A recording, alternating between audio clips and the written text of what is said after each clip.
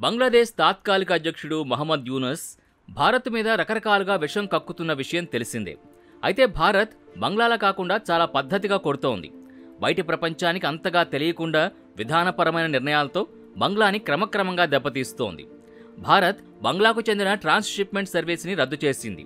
అయితే ఈ ట్రాన్స్‌షిప్‌మెంట్ సర్వీస్‌ని రద్దు చేసిన దానిపై స్పందించిన బంగ్లా ట్రాన్స్‌షిప్‌మెంట్ రద్దు వల్ల బంగ్లాకు అసలు నష్టమేమీ లేదని ప్రకటించింది.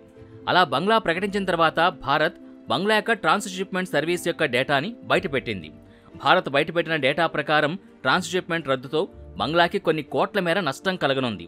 ఈరోజు ఈ వీడియోలో భారత్ యొక్క 7 సిస్టర్స్ రాష్ట్రాల్ని తమ భూభాగంగా చెప్పుకునే బంగ్లాదేశ్ యొక్క తాత్కాలిక అధ్యక్షుడు మహమ్మద్ యూనస్కి భారత్ ఏ విధంగా జవాబిచ్చిందనేది ఈ వీడియోలో తెలుసుకుందాం.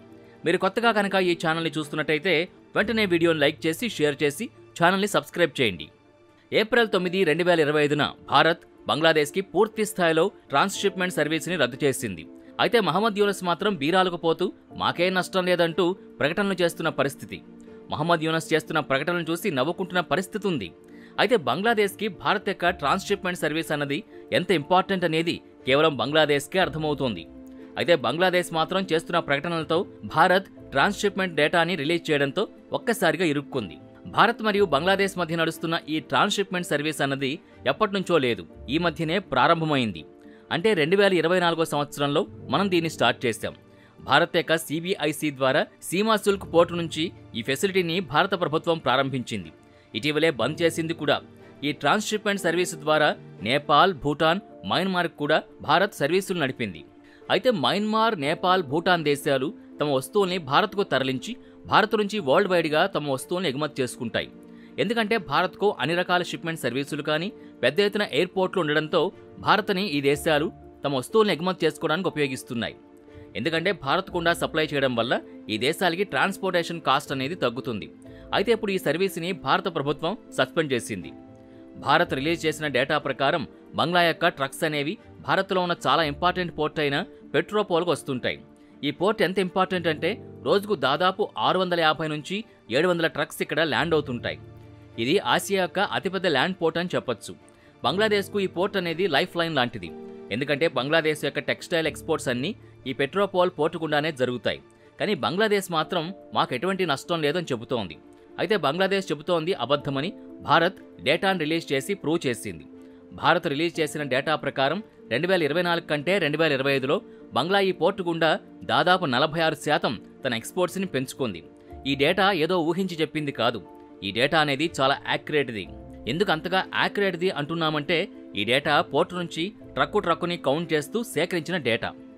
అయితే గత సంవత్సరం దాదాపు 3400 ట్రక్కులనేవి రాగా వీటన్నింటి వాల్యూ దాదాపు 2000 కోట్లకు పైగా ఉంటుంది.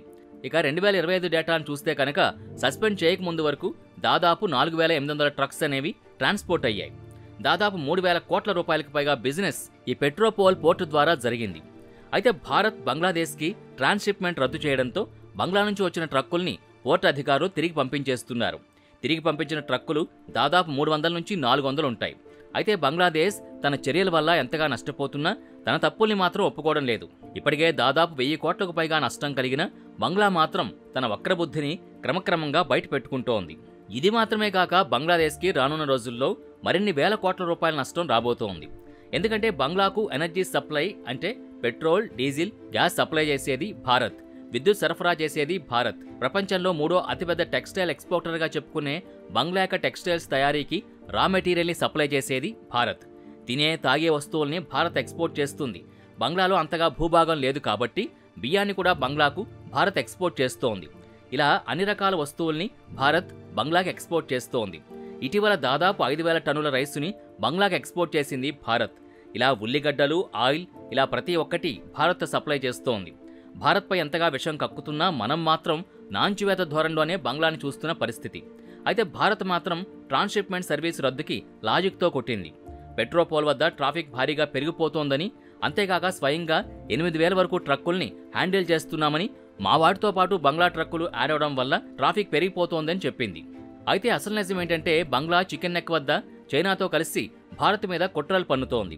అందుకే భారత్ బంగ్లాని ఈ తరహా దెబ్బ కొట్టింది. అయితే బంగ్లా తాత్కాలిక అధ్యక్షులు మహమ్మద్ యూనస్ 4 రోజుల పర్యటన కోసం చైనా వెళ్లిన విషయం తెలిసిందే.